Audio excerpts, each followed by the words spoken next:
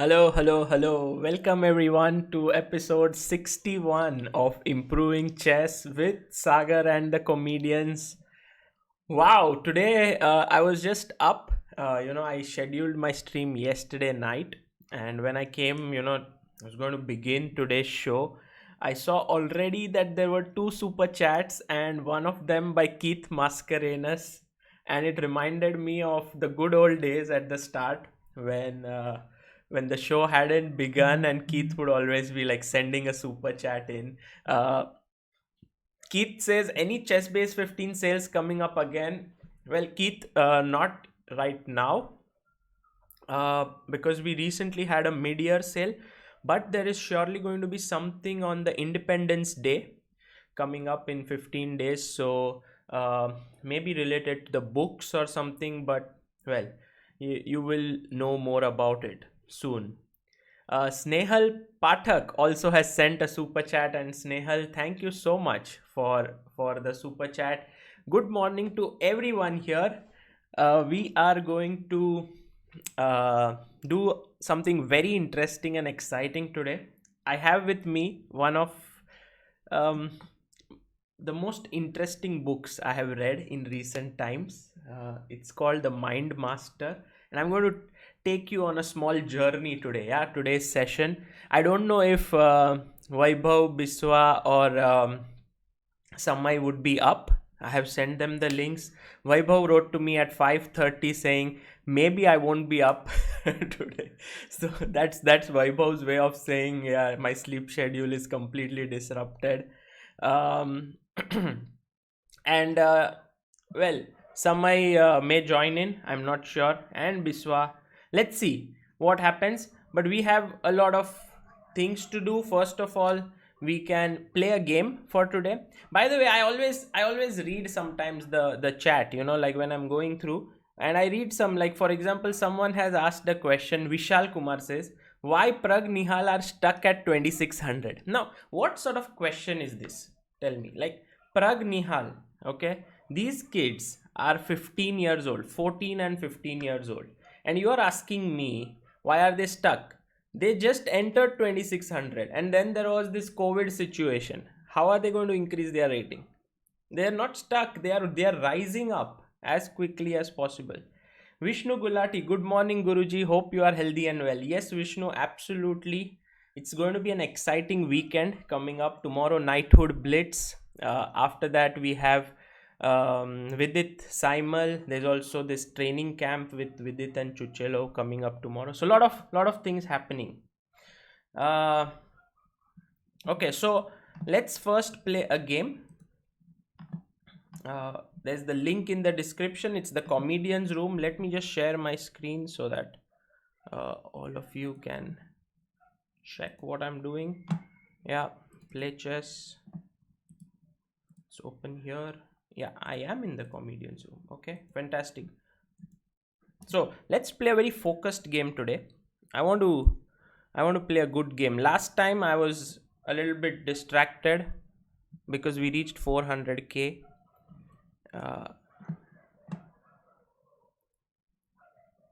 Maybe I should restart this.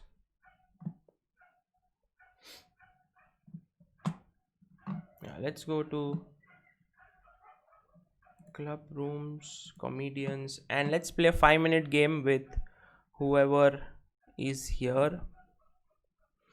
Whom should I play with? Some new name. Someone whom I have never played with.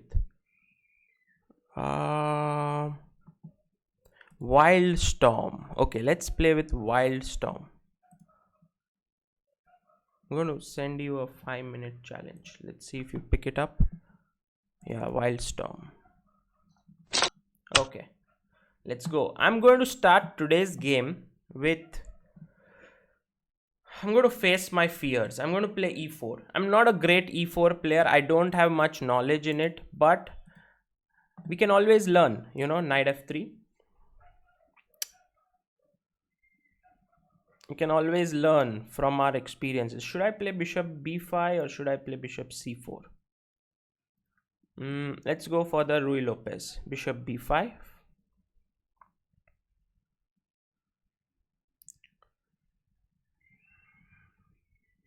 Okay, bishop d6. Not the most, not the most well-known move in the position. Castles.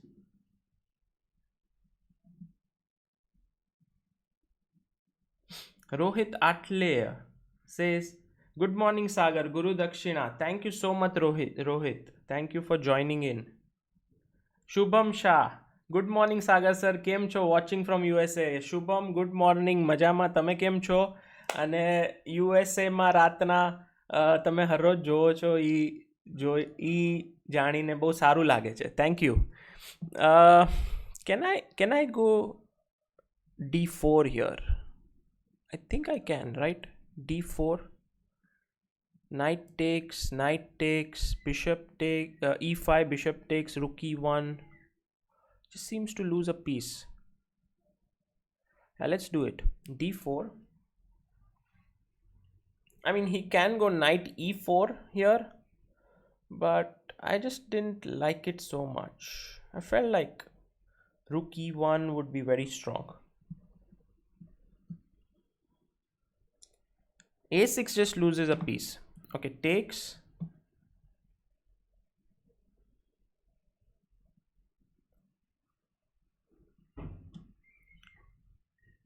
Oh, Ilam Parthi, welcome. Jamil, welcome to the show. Welcome. Parav Kasana, good morning, Sagar. Love from Toronto. Parav, thank you so much and welcome. So this is a free piece now, and this is a pretty easy win now. So I don't think this game is so interesting anymore. I think I'll play one more today. Wildstorm, bishop d6 is not such a great idea, but okay. Yeah, queen e7. Let's take. You know, there's one thing which I always believe in, which is that you should finish off your opponent in the best possible manner. Like here, I'm taking with the pawn on f6, and if he takes with the queen, e5 would be very strong. So like if you take with the queen, e5, bishop e5, knight e5. Yeah. And so he should have taken with the pawn back, but then it would have ruined his structure. Here it's like I'm going to win the queen now if he takes. So there's this pin. But what I want to say is when you're winning, you should play the best possible moves.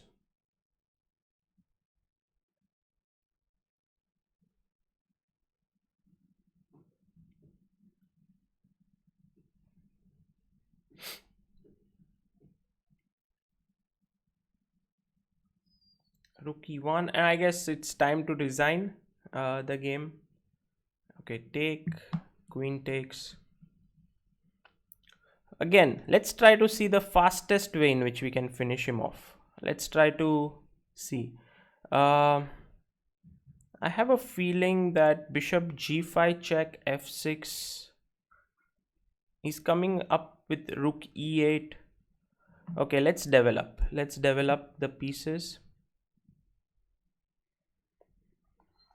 Okay. Yeah, Wildstorm resigns. Just very quickly, anything can we learn? You know, there are any game which you can learn something. So I always save them in my database just in case. I know that this game there was nothing much, but still, bishop d6.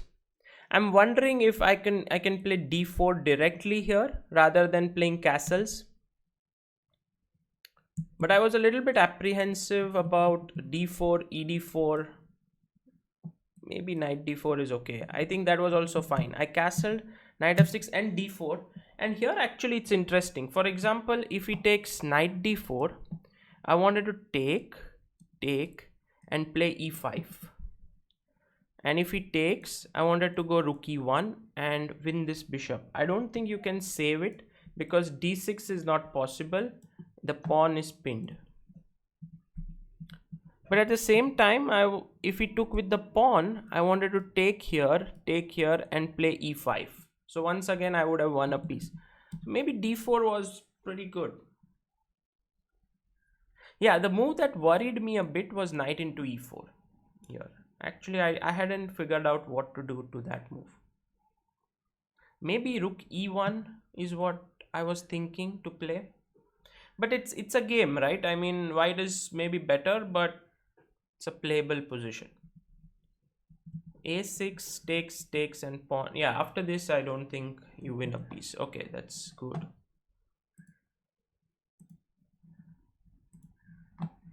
Okay, let's play one more game. Shall we play with Ilam Parthi? Okay, let's play with Ilam Parthi and lose to him. Let's lose to Ilam Parthi. I'll begin with knight f3. Parav Kasana, Sagar sir, when is the next Doctor Chess session? Didn't get a chance yesterday. The next Doctor Chess session would be at okay, Thursday. Always Thursday. Let me focus. Yeah, like I'm playing against a rising talent, and I don't want to get crushed.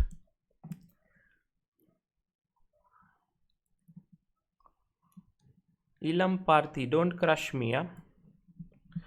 E3. This is one of my favorite systems, yeah, against the King's Indian. I used to play this as a young kid. It's known as the Smyslow variation.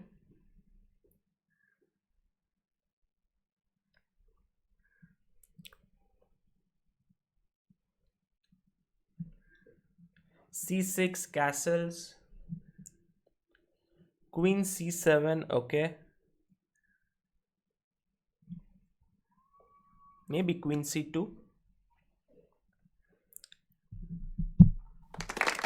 E5, Rook F D1. This is generally how white plays, yeah, in such positions. He just... And actually I'm okay if he goes E4. So I go H3. I'm okay to come back. Knight D2 if he pushes E4.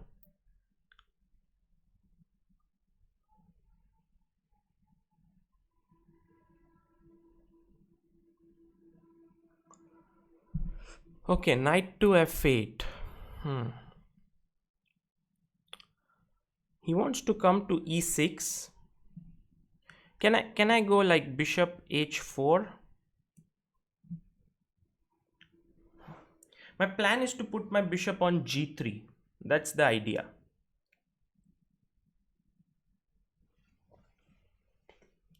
Knight E6, okay.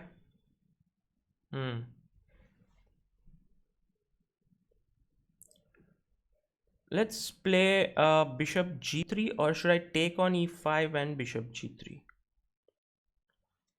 Okay, let's go bishop G3. If knight D4, if ED4, knight D4, rook D4, and I have pressure on D6. I want to put pressure on that pawn there. Missed my previous super chat. Another one. Thank you so much, Abhishek. Okay, knight H5. Let's go back here. Doesn't look bad.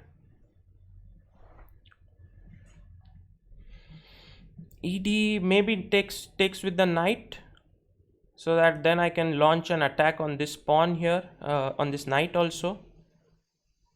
Yeah, looks bad for black. Looks bad.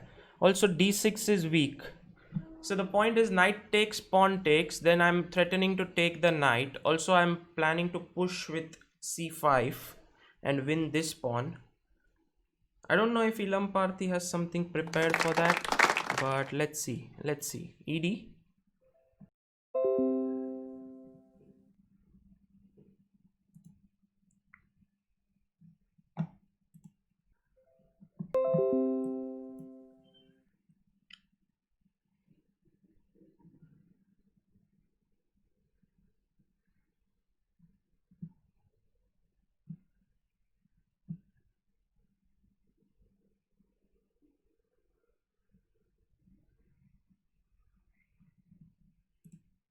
Okay guys, we are back. Sorry for that delay. I think something went wrong with the internet. Few moves we made. I was trying to fix the internet, but we are back now. And my god, what's happening? Let me try to understand. Can I play the move D5? Let's play D5. so that we can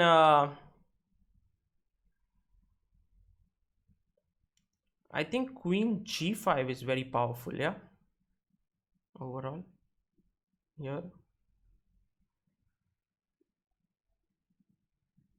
d5, is it back? Are we back on air?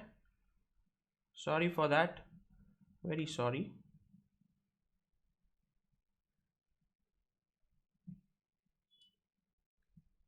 Bishop d4. Oh, nice, nice, nice. I didn't think of this move. Ilam Parthi is making moves which I never thought of. Okay, let me see. What's your threat, Ilam Parthi? Bishop g2 takes bishop f2. I can just move my queen away. Queen g5. I don't know. I don't know what you are threatening. Let me take. Let me take this guy.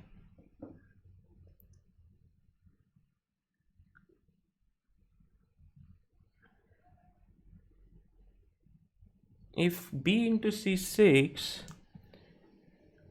can I take on d6, queen d6 and try to win that knight?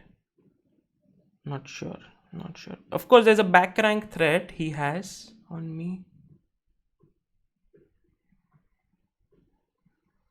Okay, b takes. But this bishop d4 is kind of funny move, yeah? Can I go knight e2? No, bishop f4. Okay, let's put the bishop on f4. Seems good square for my bishop.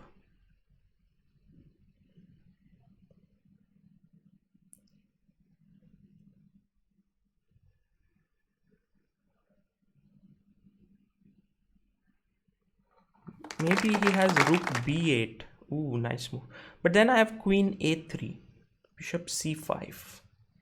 Okay, bishop c5. Ah, nice. He switched his bishops beautifully. Very good. Very nice idea, Ilam Parthi.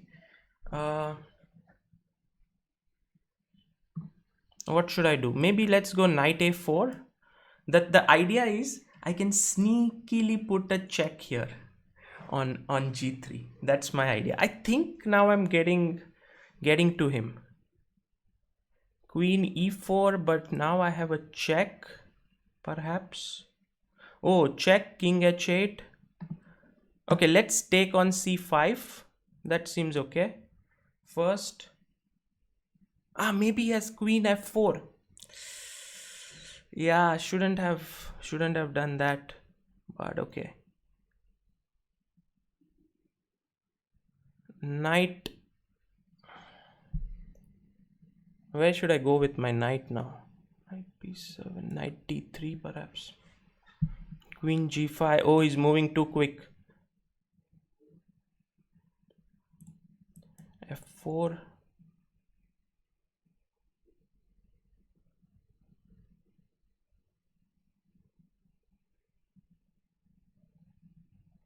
I don't know, maybe c5. Oh, there's bishop takes h3 here. Takes. Rook e2 should be game over, yeah? Knight f2. I have knight f2. He has bishop h3, yeah. Rook, queen d2. Oh, there's rook e2. Yeah. Very bad. Time up. Guys. Should have played queen g3 check here. This was the move. I got a little bit upset or scared because of king h8, knight c5. I would have won because queen is attacked. Yeah. Just a second. Let's check this.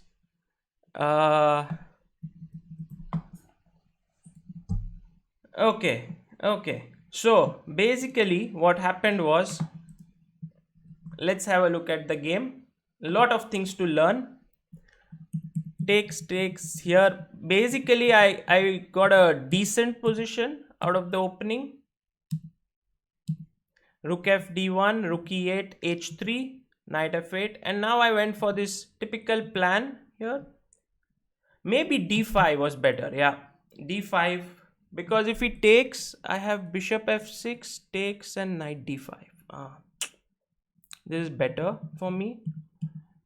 check, knight h5, bg3 takes, knight d4, knight d4 here, bishop f5, queen b3, and here the disconnection occurred, unnecessarily, which created some issues. I took, maybe here it was already g4 was winning a piece.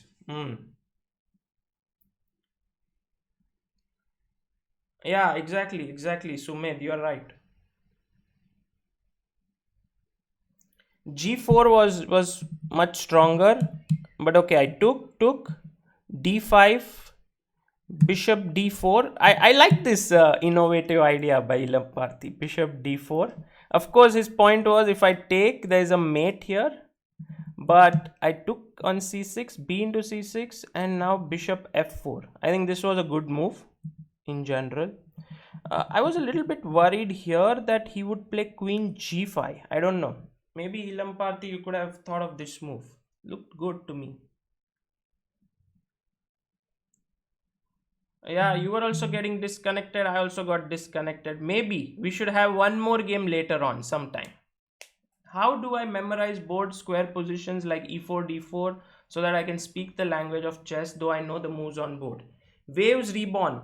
Generally, you need to learn the notation by just looking at the board, like for example, this is e4, d4, f4, g4, just 64 squares.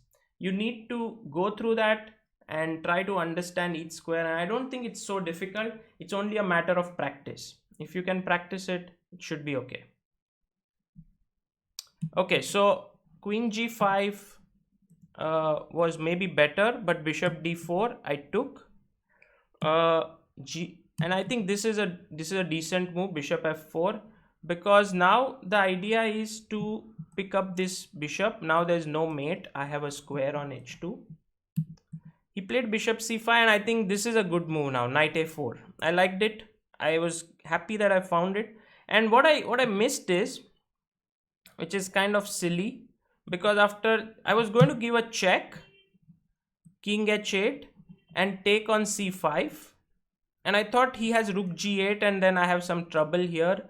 So but of course the queen is hanging, and it's just some oversight, because if he plays bishop g6, then after, let's say, knight into c5, d to c5, b3, I think white is better here, clearly. I mean, look at black's pawn structure. It's all weak, and white has a good one. I think white is clearly better, but okay. Yeah, queen g3 was better, but knight c5, queen f4, and now somehow my knight is horrible and his bishop and queen work pretty well. So yeah, knight d3, queen g5, queen c3. Yeah, knight e1 was better, queen c3, and now I think he should have taken here, of course, but he went rook e6, f4. Maybe I should go queen d2.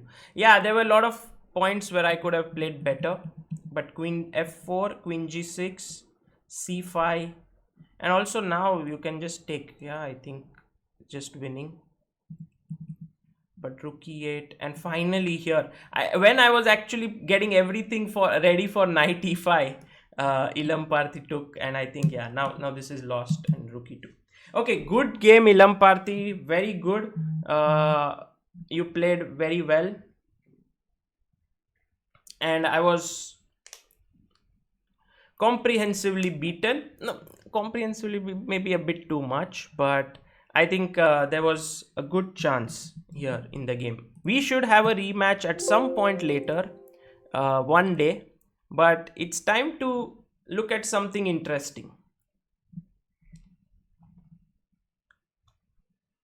Okay, Sumedh, thank you that you won with the variation that was shown in Dr. Chess. Great to know. Okay, so what I'm going to show you guys today is something interesting, and we all have, bad moments. Like, for example, when you win or when you lose, you always feel up and down, like you And this is something that I want to discuss today in today's session.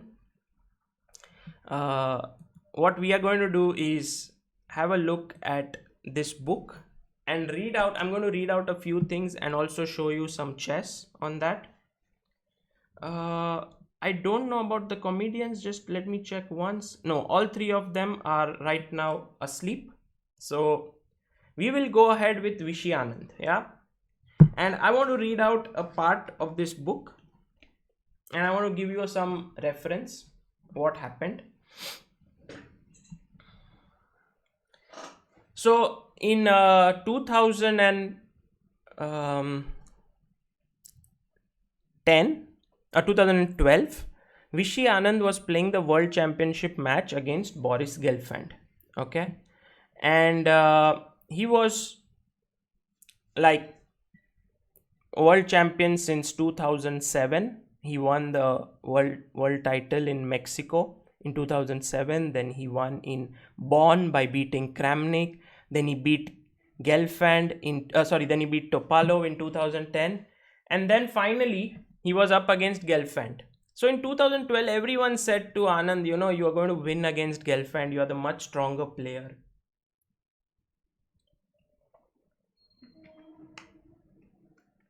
And you can easily win. And that's when actually Anand was also the favorite at that point, and Gelfand everyone thought was not too strong, and Anand would win. But it so happened that Gelfand came very well prepared to the match. He was like fantastically. He had a team of seconds and he was much well prepared. And then the first game happened. It ended in a draw. Second game draw. Third game draw. In fact, Anand was not able to make any headway into the match. And at 6 games, the score stood at 3-3. All games drawn and absolutely no chance. So everyone was still under the impression that okay, Gelfand is playing solid, but he can't beat Anand. It was a 12-game match. And then on game number 7, Gelfand played a beautiful game. In fact, we can just have a look at that game. He was simply crushed by Vishy. He simply crushed Vishy. This is the game. Just very quickly, I will show you. Gelfand was white. It was the Meran system. Takes, and all of this would be theory and both of the players well prepared, but at some point it so started to happen that Gelfand's pieces were much more active and Anand's were slightly passive, and he started taking really good advantage of that fact. He first doubled on the c file, and then knight a4 he took, queen c2, g5, queen c7. He infiltrated with his queen, and then the rook came to the 7th rank. Knight d2, knight c4, knight c5, and these two knights and the rook created chaos on the position, havoc. And this was like, I was playing a tournament at this point, I remember, in Tirupati National B, and it was, the bishop got trapped here. We were like, oh my god, Vishy is losing. E3 takes, check, and he found this move, knight e5, e2, about to queen. Yeah, Anand is about to queen, but there came knight into e6, and yeah, that is game over, because if you play e1 queen now, then knight g6 check, king g8, and rook g7 is a checkmate. And it was like unbelievable moment for Gelfand supporters. They were like, Gelfand is going to be the world champion now. He's from Israel, and there have never been such a great player like him from there, and all of that. And exactly, Keith, I was absolutely going to suggest this same video which you have posted as a link in the description. That is album 61. If you go to, I think Vimeo has a better quality one, but anyway, I think even YouTube has it. It's freely available, album 61. But I guess you can check it out on Vimeo, because there it's the official one, album 61. Yeah, this one, Vimeo, or if you just write album 61 ChessBase, then you get an article on it here on chessbase.com, and in that you have the link to the video here at the end of it, this one, and you can play through it. It's a 1 hour 10-minute one, and it's beautifully made. You know why it's called album 61? Because Gelfand's father used to keep albums for his son, kind of documenting everything, every possible thing, and he had made 60 such albums of Gelfand when he was a young boy to when he became an unbelievable player, you know, world class, and everything is shown so beautifully. Like, look at this one. This is actually the expression. See the last two lines. Look at how they are. This is Gelfand's and Anand. They're so happy.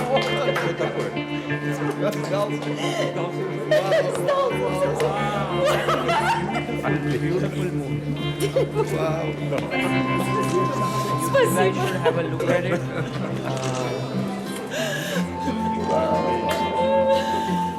So many emotions, and in fact they have got moments from the back room of Gelfand.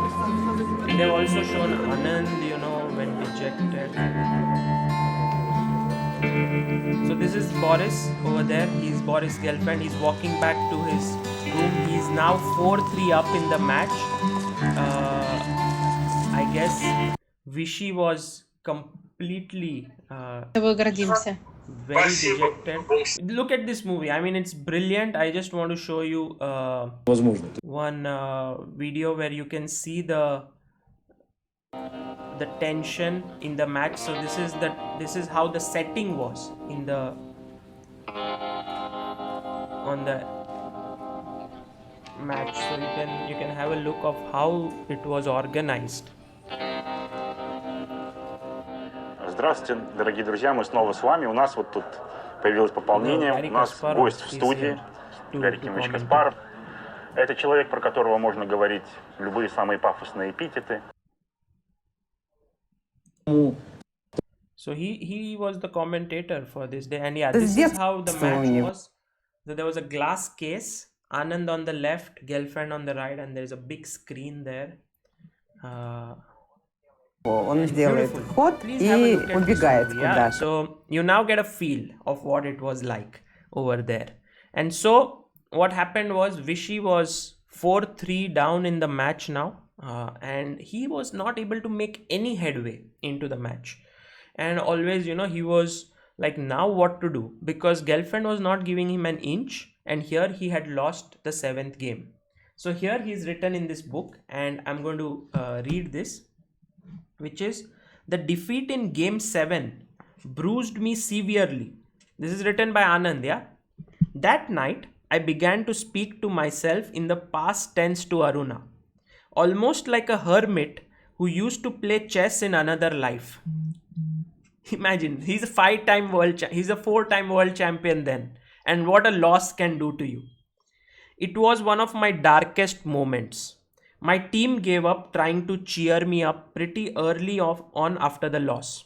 So Anand had his team of seconds, and they didn't know what to tell him. They knew it never worked. Instead, they promised they would have ideas with white for me before breakfast next morning. I fitfully tossed around in bed, and at 9:30 a.m. on the morning of game 8, I walked into the training area and was met with a room full of eyes that hadn't slept all night. You know, none of his seconds had slept. They were all actually trying to find some new idea so that Anand could at least have a chance to beat Gelfand. Gelfand was so well prepared. All the openings were so nicely done that Vishy had no chance. I felt both inspired and guilty. I had to pull myself together. I owed it to my team. See, where can inspiration come from? You know, in your darkest moments, the inspiration can come from anywhere. This time, Vishy got it from his teammates. I didn't know how long I could keep up the intensity of this feeling, so a breakthrough had to come soon. I went to the playing hall with the intent of putting up a fight.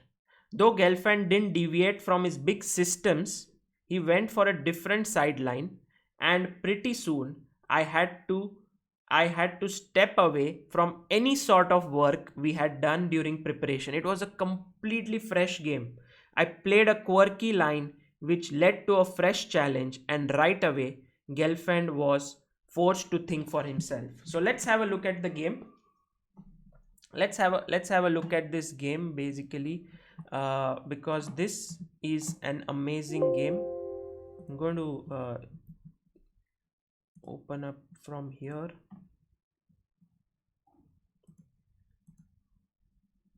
Yeah. Vaibhav Suman says, "Hey Sagar, any idea where to watch Magnus movie? Also other chess movie documentaries."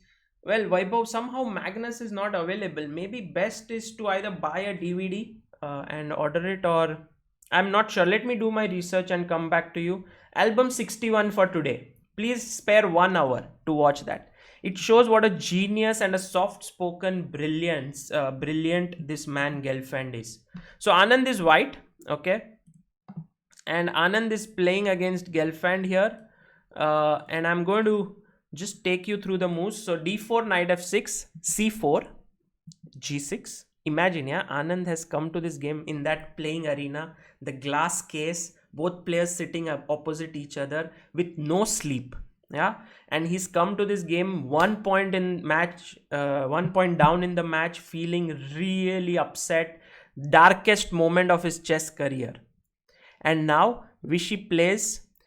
Do you know what would be an aggressive move here? Like you want to win at all costs. You want to win the game. And so knight c3 is normal. Knight f3 is normal. But he played f3. He wants to play e4. Gelfand played c5. d5. d6. e4. Bishop g7. And now we have somehow kind of switched to a sort of Benoni structure after black plays e6. So the most natural move would be knight c3, but then Gelfand will be well prepared. So Anand played knight to e2. It's like, okay, let's play something different. Let's bring your opponent out of preparation. Castles. And now comes the move which was a very surprising for me back then and even now. Knight c3. He gets that knight to c3 so that this knight could later come to d2. In a way, he was just trying to play with Gelfand. Like, okay, come on, now fight on the board. I know you have prepared well at home. I want you to fight on the board with me. Okay, knight h5 was Gelfand's idea. Gelfand said, okay, you're wasting like 1-2 moves in the opening. You have played with your pawns like 5 moves. What are you doing? I have already castled. Now I'm going to break open with f5. So Vishy said, okay, bishop g5. He puts his bishop on g5, and here you could expect a move like h6 or something, but Gelfand played a very surprising move, bishop f6. He was like, okay, bishop f6, let's exchange the bishops. Anand said, okay, I'm fine exchanging the bishops. He took back with the pawn. Very surprising, but very, very logical. The idea is to hit at the center with the move f5. These central pawns are slightly weak, so I'm going to hit here with f5. So he played queen d2, and now came the move f5. And already, if you think about it, black is beginning to create a lot of play, because white king needs 2 moves to castle, either long or short, and his idea is to take and just break with f5, again opening up. So Anand said, let me take it. Bishop into f5. And here came the very important moment in this entire game. So think about it. What would you play here as white? Now you can see white has a strategical advantage. Why do I call it as an advantage? Because he has space, and he has, this pawn is weak. So if he can play bishop e2, castles, and just finish his development, he would be better most of the times. But there's no time. Rook e8 check is coming up. There are moves like queen h4 or queen f6. Black has activity on his side. So that's the reason why in this position Anand had to make a decision what to play. So it's your move now. What would you play here as white? White to move. Yes. All those who think g4, very good. But it's not winning a piece. Because why is it not winning a piece? Because this bishop can actually pick up the knight on b1. Yeah. So it's not actually like you can just attack and win a piece. He can take on b1 and then he can move his knight away. So that's what happened in the game. Vishy played g4. He was like, now let's go on the attack.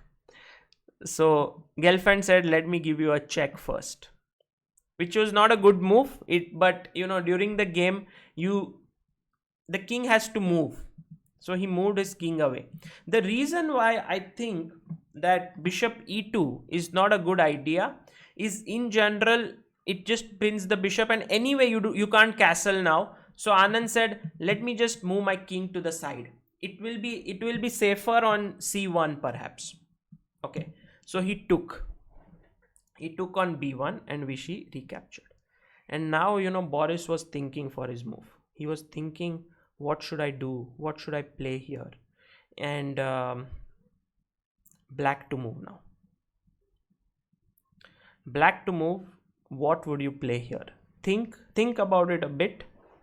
Well, king f2 was not good, yeah, Sumit, because king f2 means there would always be queen h4 check coming in and the king would be in trouble over there. So king on d1 is safe. Keep the king here. Now the question is where to go with your knight.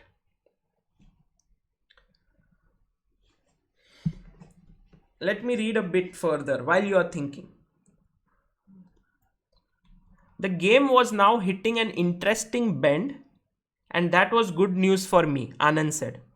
It fed my urge to create positions to my taste. Imperceptible difficulties began appearing for Gelfand. Like here, what to do with his knight? Should he go back? If he goes back, let's say, to f6, then he can play bishop d3, king c2. Just improving. I'd gained a bit of space and my king was comfortable, almost at a sprawl, and I was plotting my advance to the king side. The bear pit my opponent found himself in wasn't a total surprise. It was an example of typical approach towards vexing scenarios. Faced with a minor problem, when none is expected, one attempts to avoid it. But that only makes the situation worse. He had decided to calculate a long line. If it worked, it was bound to solve many of his worries. Exactly in this position, he had calculated a long line. Let's think about it. But here Anand makes a very interesting point which I want to kind of talk about, which is when you are leading a match or when something good is happening in your life, many times you want to play it safe. Like here, Gelfand is like, I'm 1 point in the match. I never thought I would be leading against Anand. Anand has not been able to break me. I'm now having a clear advantage. And even the smallest of problems, like here, the knight is attacked, what to do, can cause wrong reactions basically from you. The reason is that when things are okay, you don't want to take drastic decisions.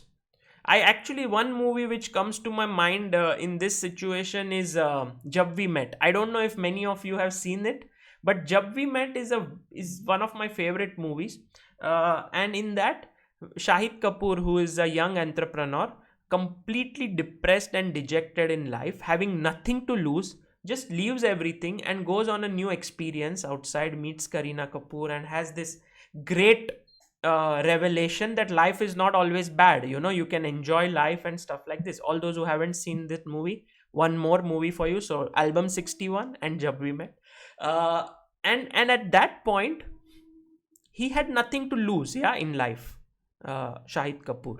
And so he managed to, come out with some new ideas, unexpected, took a train somewhere, enjoyed himself, got a new perspective. But when you have something to lose and you can still risk it and you can still experiment, you can still play something very, very scary, is I think the true mark of a champion. Okay, so now in this position, Gelfand played the move queen to f6. Okay, queen f6, and Gelfand said, hey, take my knight. I'm okay, take my knight. I'll take the pawn on f3 and I'll pick up the rook here. And everyone was like, what is Vishy going to do? What is Vishy going to do? I don't know if I can show you. I would really love to show you that exact moment, you know, when that happened. I don't know if I can. Спасибо. Отлично, спасибо. It's a beautiful movie. It shows entirely. Это мы не ожидали. И здесь мы, как комментаторы, находимся в несколько худшем положении по сравнению с игроками, поскольку у нас, конечно, нет такой же концентрации, такого же адреналина в крови, поэтому, конечно, мы будем допускать ошибки. То, что происходит на доске, это лучший вообще возможный сценарий для Виши, поскольку он сразу же после поражения получает хорошую позицию с хорошими шансами отыграться. Look at how they think. Look at the intensity of Gelfand.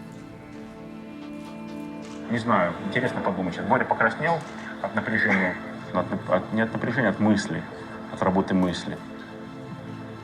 Он думает уже тоже довольно долго, он думает минут 20. For a long time. Идея организовать матч с Третьяковским. Yeah, here is the moment. Критический. Let me see if I didn't overstep the mark. Здесь. И действительно есть над чем подумать. Момент критический. How would it be, to see a world championship match? It would be amazing. Boris Spassky was there. And look at Vishy. Actually, this is the point where Gelfand resigns the game.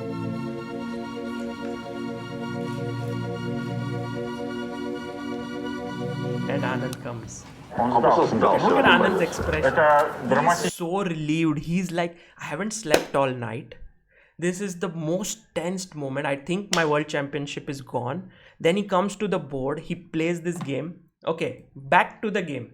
So, what Vishy did here was, he took the pawn. He took the knight here. And everyone's like, what? Did he blunder? Rook on h1 is hanging. King c2. And Gelfand is now completely, he's an exchange up. He's taken 16 moves are over. But next move Anand plays, Gelfand resigns, yes. What's the move here? White to move, white to play. So I'm going to read. Essentially, this is Vishy, yeah? He was shifting the pivot in telling himself that he was going to gamble on the long line working for him. The long line was basically taking the rook on h1. He had missed one tiny but elementary move. There were two queen moves I could make at the end of this combination. Funnily enough, the one I had missed, queen f6, turned to be the one Gelfand played. It dispatched me on a ruminative trip.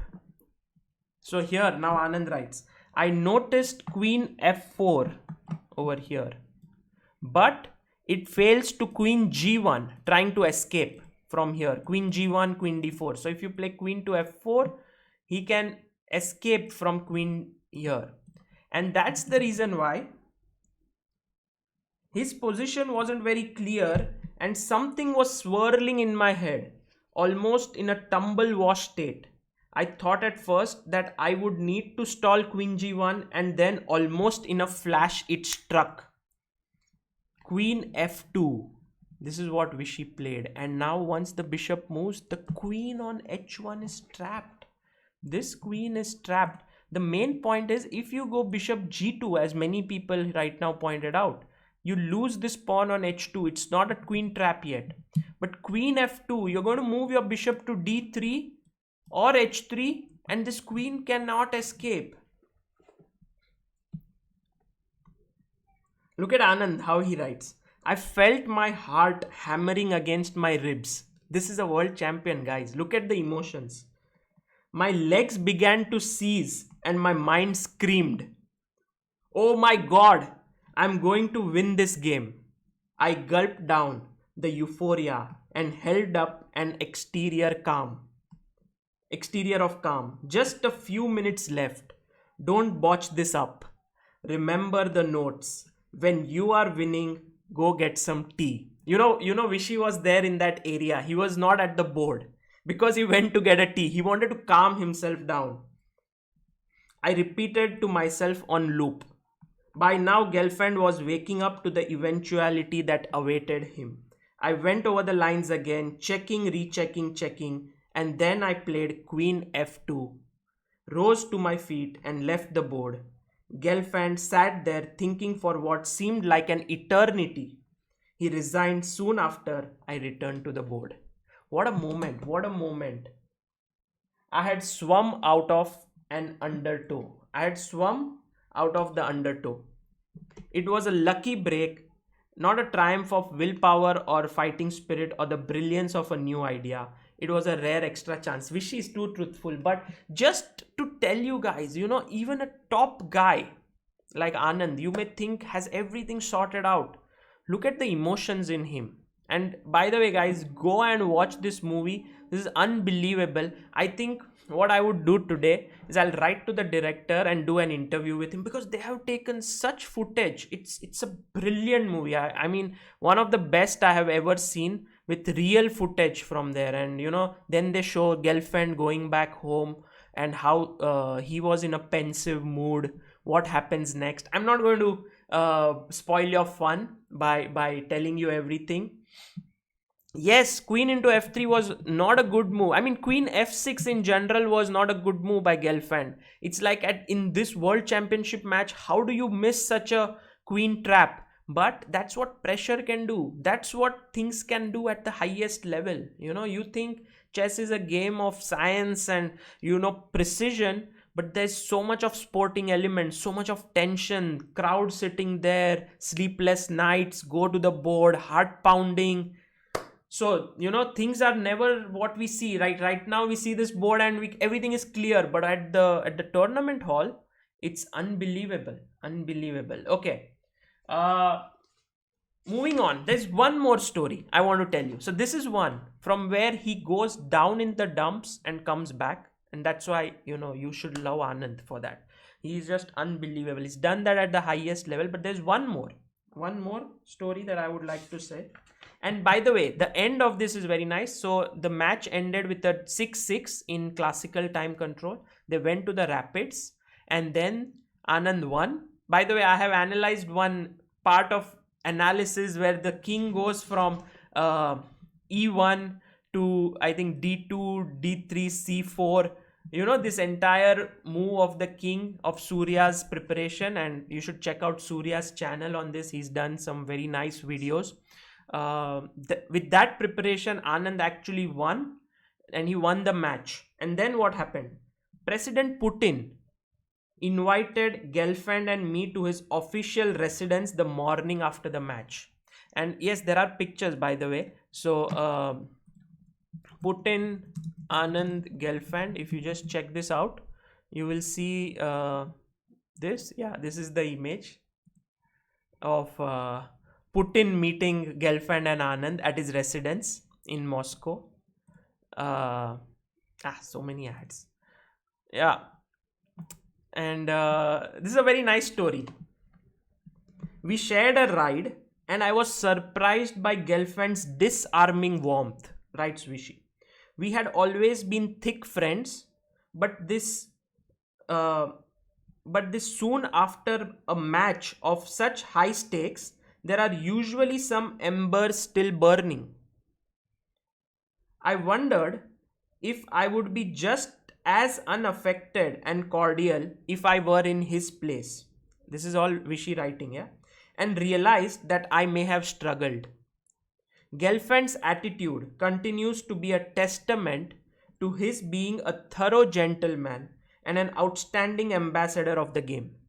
During our meeting, when Putin learned that I had got my early chess lessons at the Tal Chess Club in Madras. You know, there was a Mikhail Tal Chess Club in Madras. He chuckled. "Oh, so you are a problem we brought upon ourselves," he said. So Putin told Vishy, "You are a problem that we brought upon ourselves by building the Tal Chess Club." What to do? Omkar Kulkarni, "Sagar, you are so passionate about chess, it shows." Great. Yeah, of course. Omkar, look at this. How can you not be passionate about chess? It's like there are so many brilliant, amazing stories. And to then, get Anand's views on this thing, then to get this movie called Album 61, we are so lucky. We are so privileged to get a peek into the minds of these great champions. Okay, are you guys up for another story? If you are, please let me know in the chat. So, or if this was a lot, already a lot of emotional roller coaster, then I would stop here and we will call it a day. But there's one more story that I want to tell you. So if you are ready, then I can tell you.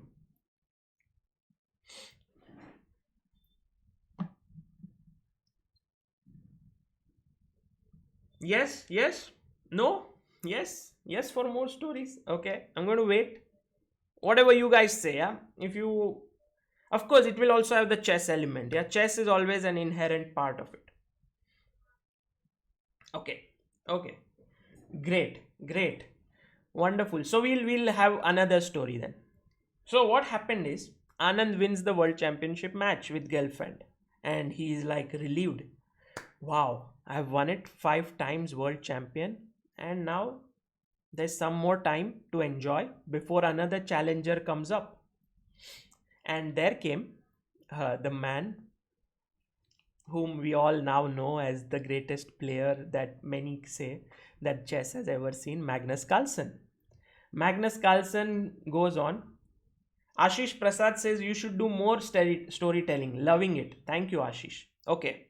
So the man whom we all now sort of fear, revere, respect, Magnus Carlsen. He wins the candidates in 2013 in London, and he is Vishy's next opponent. And now Anand is actually going to face this youngster who is just 22 years old, and Gelfand had already given him a scare. So, Vishy was already very nervous facing Magnus.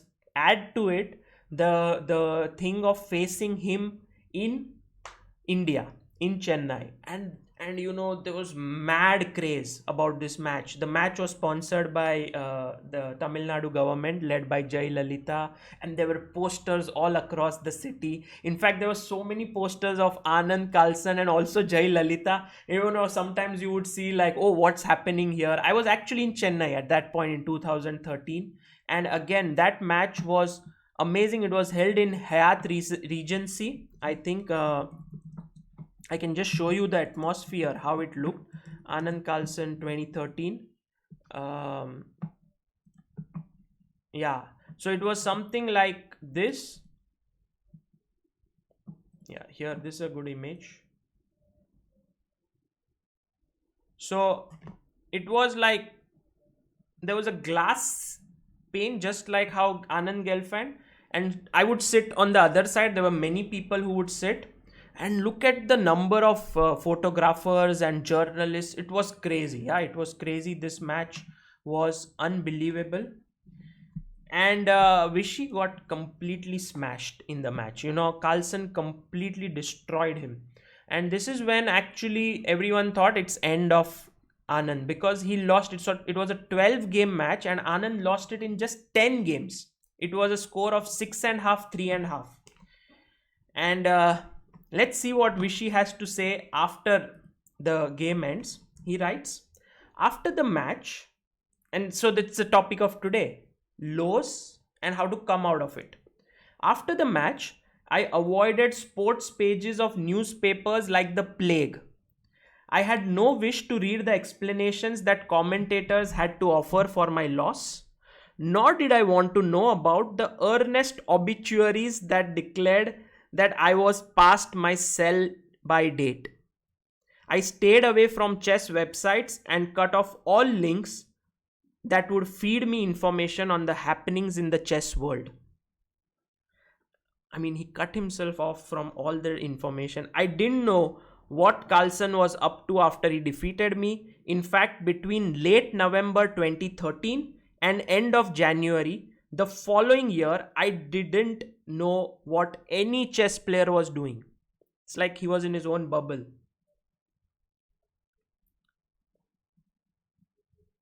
Yeah. I didn't switch on Chess Engine until February 2014. I knew Aronian had won Vaikanzi in January that year, but I hadn't followed the games. Eventually, the results got so fascinating that I started casually rifling through them. I got the raw games and began watching them, but then I had a funny feeling that my name may just pop up somewhere in some context, so I aborted my plans and stayed the hell away. Imagine this guy, yeah? Imagine Vishy Anand, such a great champion, but going through such a low that he cannot even read the newspapers, he cannot even see what is happening. And this is the person who is now thinking what to do with his chess career. And you know, we often think that people like Anand or people like, say, Bill Gates or Jeff Bezos or Elon Musk, or for that matter, famous personalities, Amitabh Bachchan, Shah Rukh Khan, whoever it is, don't have these issues, but they go through the most tense period because they have seen the highs so high that their lows are also very low.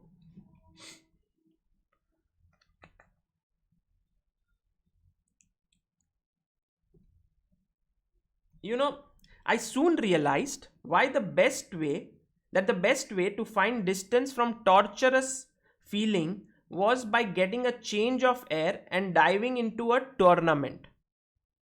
Kramnik made me see why skipping the candidates tournament in Khanty-Mansisk the following year was a lousy idea.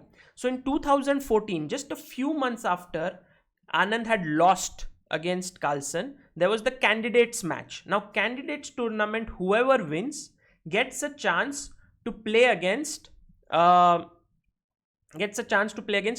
again, rematch. And Anand, being the loser of the world championship match, gets a direct entry into the candidates. But Anand said, I don't want to play. You know, he was not feeling like playing. But Kramnik kind of inspired him that you should play.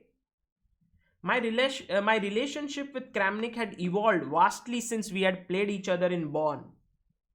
And you know, he goes on and he talks about his relationship with Kramnik. And then he says, the logic he used to prise open my mind to the idea of competing at the tournament was simple. Now look at this logic.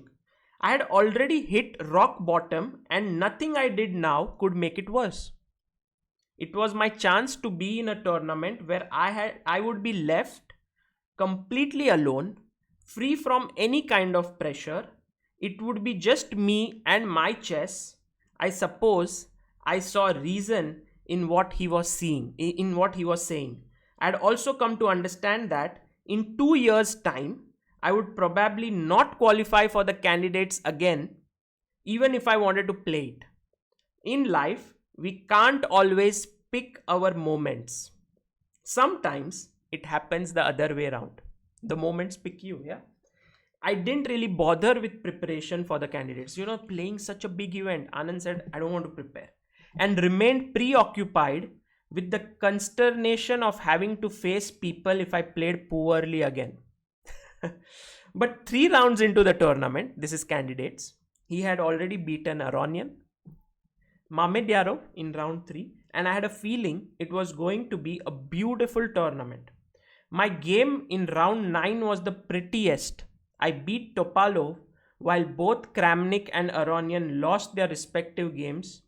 My game against Karyakin in 13 and penultimate round gave me a scare, though I kept the game very close to equality.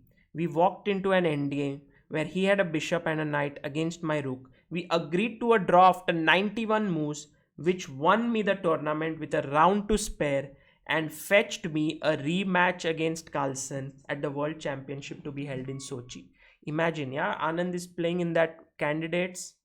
Kramnik is there, Aronian is there, Mamedyarov, Karyakin, best of the best players in the world, and he wins it. Let's just have a look at this game against Topalov, which Anand says was his prettiest from that tournament. It's a long game, but we can just have a look at the key moments. So Anand is white, Topalov is black, and it's the Sicilian Najdorf. Over here, knight takes d4, knight f6, knight c3, a6, and Vishy plays the move h3. That's his favorite move. Yeah, many times in this Najdorf he plays this e6, g4, knight d7, bishop g2, bishop e7. This is all normal standard theory. Anand has prepared it already. h4, knight e5, g5, bishop d7, knight takes c6, bishop into c6, and now b3. Slightly weakening because, you know, always queen can jump here. These dark squares become slightly weak. But I think Anand's priority was to stop knight coming to c4, attacking his bishop and the pawn. And so he played b3. And now f5 was played by Topalov. f5 was played and Vishy just played f4 here. He was happy because the e6 pawn became slightly weak. Knight g4. And now a very nice decision. He said, I'm okay if you win the bishop on e3. I don't mind it because my bishop anyway doesn't have too much scope. Where to put it on d4 or something, I don't know. You can take it. So he took fe and now castles. So you can see that white has already castled. Black has won a pawn and he tried to cling on to it. But of course it was not a clean pawn because after knight e4, there is the pin down the d file. So he played bishop a3 check, king b1 and queen to e7. And this is where I want you guys to take a moment and think, what is it that you would play here as white? White to move. Try to think, put yourself in Anand's shoes. You have to win the candidates. You have lost to Carlsen. You're not in the best moods. Okay, now you are in good mood. It's 9th round. You have already made a comeback. Shushmita Chakraborty says, few minutes ago you were saying Anand is not prepared for the tournament. Now you're saying this is all prepared. Well, he didn't prepare specifically for the candidates. He had played World Championship before. So his preparation was already there. You know, he didn't make a camp. He didn't have seconds for the tournament, which is such an important one. He said, I don't want to prepare anything specifically. Of course, playing chess from so many years, he had his own preparation.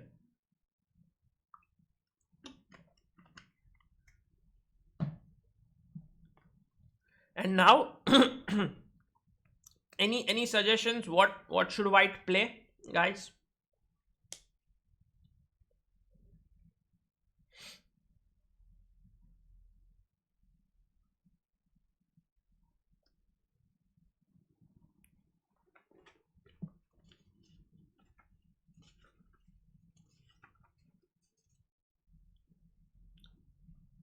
Yeah, knight g3. By the way, all those who are asking which book, this is Mind Master. Get it. Get this book. It's unbelievable. It's written by Vishy himself along with another author. Like Vishy has, the words are Vishy's, but it's also written by Susan Ninan, who is a beautiful writer. She writes amazingly well. And both of them have created this brilliant masterpiece. This is entirely Vishy's thoughts here. You should get it. Yes, all those who say knight f2, well done.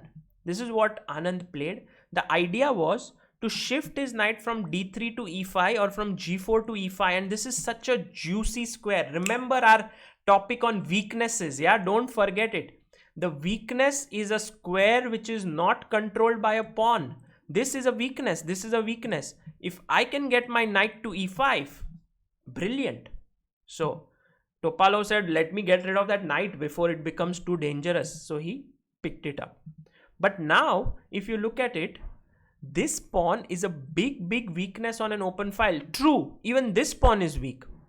Somehow, these weaknesses are more prominent because this is more prominent because once this falls, this would also become weak. While this pawn is just one weakness.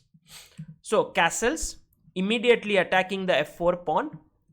Anand played queen d4. Rook f5, very logical chess. He wants to double. Rook d e1, another very powerful move.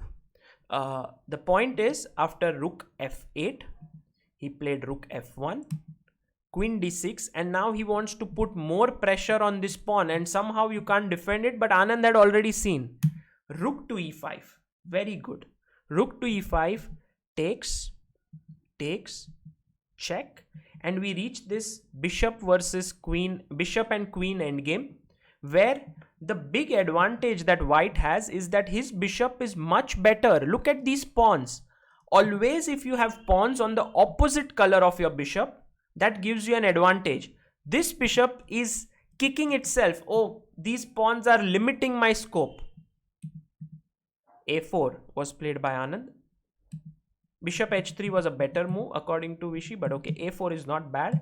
Bishop e8, and now Topalo wants to activate his bishop here. King b2. Queen a7 was again stronger. Yeah, but he played king b2, bishop g6. Now the bishop is active, but the weakness still remains. h6, take, and queen g4. And you see now he's attacking this bishop and also the pawn. So there's only one move, king f7, h5, bishop e4. By the way, if bishop f5,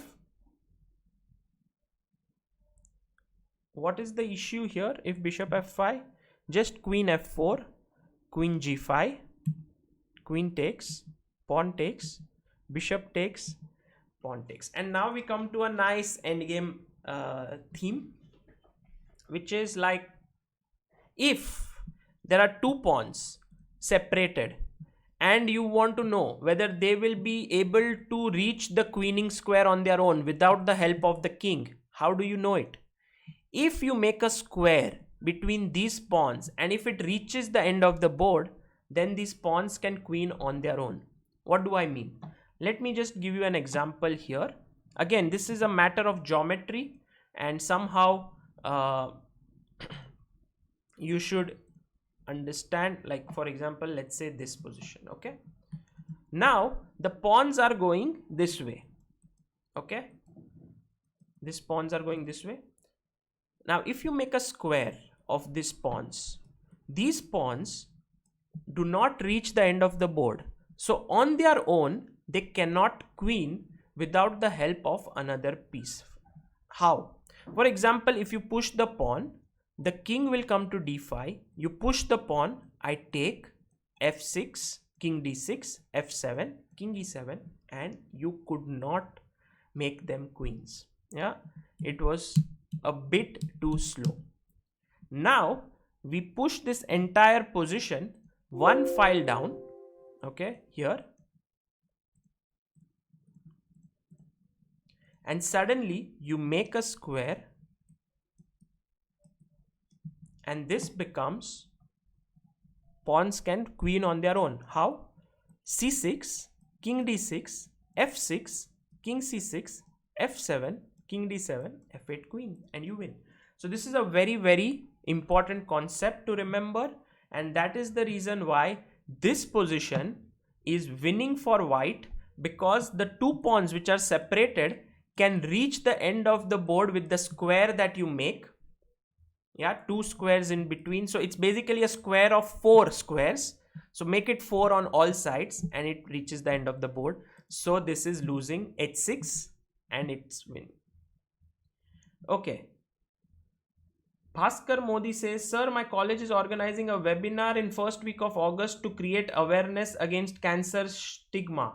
We would like Ayushi ma'am to be our guest speaker and share her story. Can you or someone connect me to her? Okay, guys, Bhaskar, you can write to chessbaseindia at gmail, and if possible we will try to connect you with Ayushi. Okay, so that's the reason why in this game, after queen g4, king f7, h5, he couldn't play bishop f5, he had to play bishop e4 and then a5.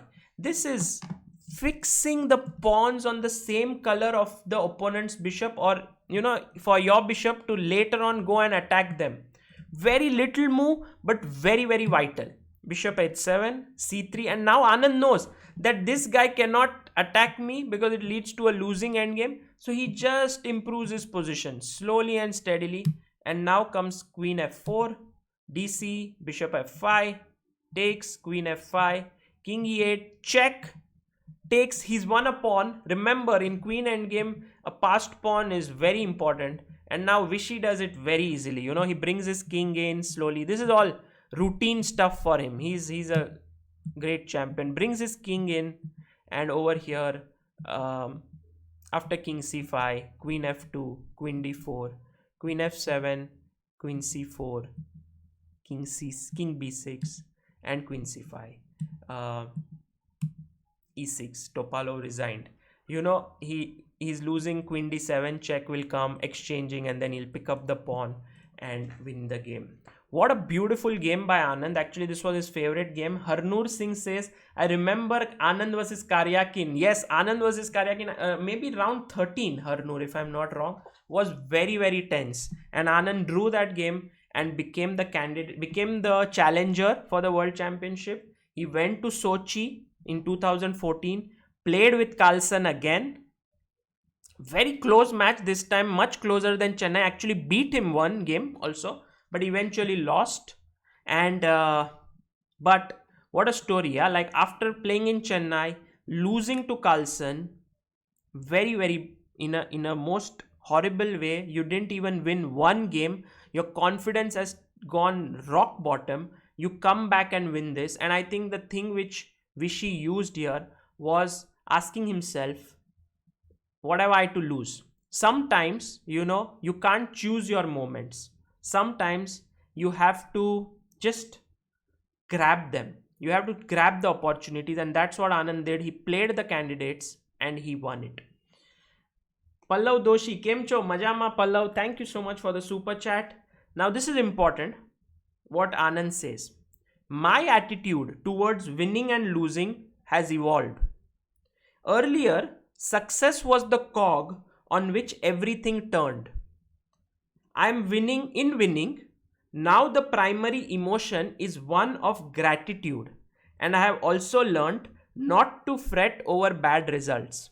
So when you're winning always, like Anand was such a champion at one point, he would win all the tournaments that he would play, most of them. At that point, you don't have gratitude for winning because you're winning anyway. But when such things happen after a very horrible loss, you've gone down the dumps and you come back, you feel gratitude. And I have also learned not to fret over bad results. Worrying, I have come to realize, is just a dark, blind alley, and I need to step out of it naturally. Again, even though the desire for the big wins and titles lingers, I am no longer fixated on either. It doesn't mean I am not pursuing success, just that the trappings and fetters don't matter anymore. It's almost like a journey. Now look at this line. Yeah, I love this one. It's almost like a journey from obsession to freedom. I think we should all, if you are good at something, you should transform yourself from obsession to freedom. Your results shouldn't determine what you are doing. You shouldn't be fixated with that. You should be free. So obsession to freedom is extremely important. My typical response now to a long break or a run of bad results is to use them as a cue to learn something new. Give myself a fresh impetus and explore uncharted areas. Generally, I try to look at my most recent games and gauge how players around me have dealt with problems similar to the ones they have afflicted to me, and try to incorporate learnings from their games into my preparation. In this, I have learned a lot from the younger crop of players. This is very, very important. I think what Anand has mentioned here is just very important, that you shouldn't stop learning. 5-time world champion, such a big name, he doesn't stop learning. He's always ready to learn. And he's written, as in any sport and in life, in chess too, learning must be constant. Not just new materials, but fresh methods of learning too. So you need to do that. You need to keep learning all the time, and that will actually avoid you from going into some kind of a depressing moments in life. It will help you because you are more interested in learning something new. And there are some very nice moments that Anand has written, which I want to just end this today's session with that. When I look back, some of my most lavish honors throughout my career have come not from grand podiums, but from the most unexpected quarters. The first time I felt moderately famous was at the Goodrick tournament in Calcutta in 1992, when I was mobbed by autograph hunting groupies. This was after I had ruled over a Soviet field of players to win Reggio Emilia tournament in 91. So when Anand had actually won against Kasparov and Karpov in 91, that's when in Reggio Emilia he had won and he had come back to Kolkata and he felt like a celebrity. And then comes the very nice story. On a train journey to Kerala, a well-meaning gentleman sitting by me asked what I did for a living. When I responded that I played chess, he smiled and offered that it wasn't a secure career. Not unless you are Vishwanathan Anand. Anand is sitting and that guy is telling him not unless. I listened and nodded sagely and didn't confess to being the person he was referring to. It's a compliment I still hold dear. Yeah, there's some very nice moments that Anand has given, but I think the last thing is I'm now in a situation where I feel I can compete effectively. When I hold up the trajectory of my peers to mine, I see I have fared well. A majority of top players today are half my age. Yet we don't seem to run out of conversation. I am enjoying each win that still comes my way, and I am wary of planning far too ahead because I don't want to drag on in the competitive areas of the sport beyond my time. I can't see myself as number 50 or number 75 in the world just hanging around at open tournaments. Yeah, if I am not happy with my chess and where it's going, I should have the courage to stop. So that's where it ends. Anand right now, if you go and check, if you go to 2700 chess, by the way, a beautiful website, please check it. And if you see here, he's world number 15, I think right up there. But as he says, he cannot compete when he is say number 50 or 75. So let's hope Vishy stays up there and continues his fight. Corporate Chess India says, hi Sagar sir, I am Sankalp and Samet playing chess swords with viewers this Saturday. Can you give a shout out at the end of the stream? Sure. Great. Corporate Chess India, please keep doing the wonderful work you are doing. By the way, guys, get this book, Mind Master from Vishy. Brilliant book. So here are a few tasks for you today. If you have time, if you get it, go to chessbase.com or just write album 61.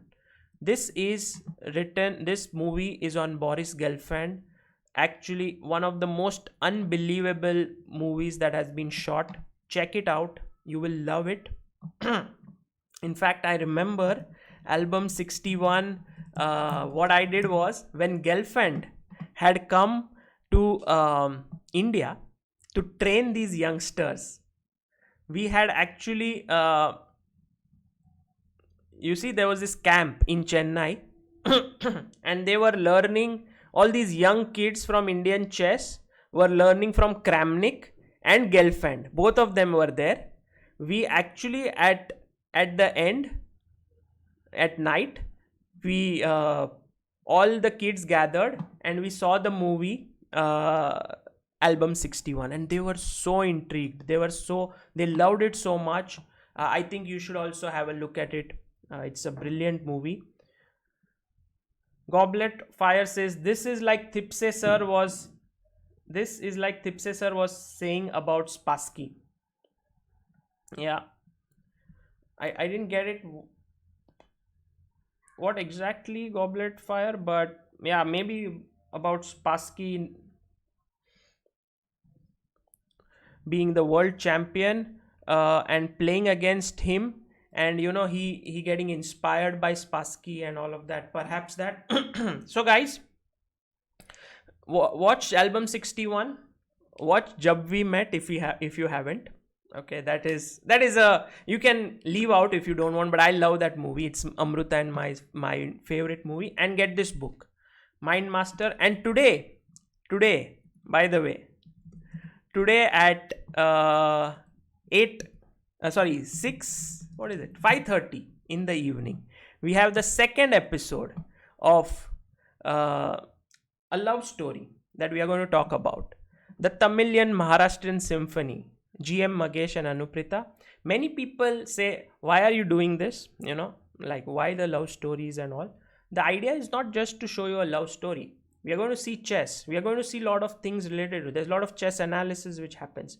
My idea is to show how chess connects people, how it brings together people from completely different places together. And that's what I want to do with these shows. And this is an unbelievable story. So tune in at 5:30 today. Yeah, Spassky kept learning even after losing the world championship. Absolutely. Yeah, the analysis session. Yeah, with Tipseji. And I hope that I was able to convey to you what a great legend Vishy is, what a great guy he is. He may be losing some games, he may be, you know, not at his peak right now, but that has very little to do what he has already achieved. He is a legend and no one can change that. No one can take that away from him.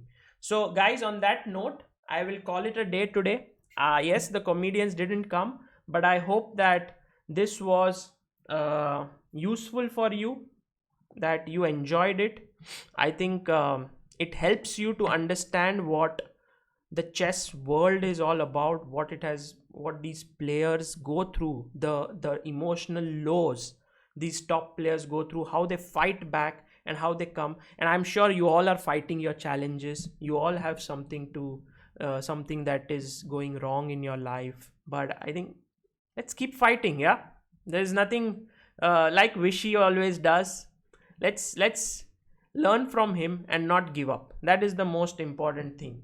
So like this stream, okay, subscribe to ChessBase India if you haven't done so already, and see you today evening. Bye bye, take care.